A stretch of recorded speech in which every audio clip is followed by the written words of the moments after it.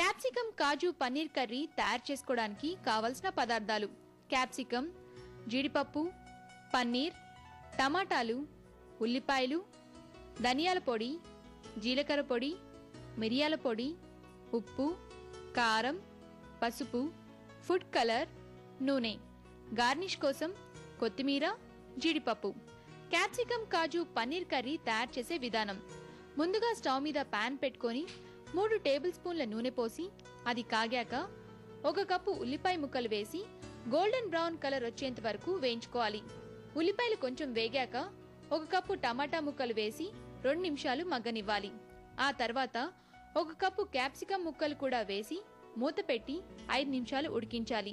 ఇంతకు ముందు ఆయిల్లో ఫ్రై చేసిన పన్నీర్ ముక్కలు వేసుకొని అన్ని బాగా కలిసేలా కలుపుకొని అందులో 3 టేబుల్ స్పూన్ల కాజు పౌడర్, 1/2 టేబుల్ స్పూన్ కారం, కొద్దిగా పెప్పర్ పౌడర్ వేసి జీలకర్ర పౌడర్, ధనియాల పొడి, తగినంత ఉప్పు, చిటికెడు పసుపు, చిటికెడు ఫుడ్ కలర్ వేసుకొని అన్ని బాగా కలిసేలా కలుపుకోవాలి.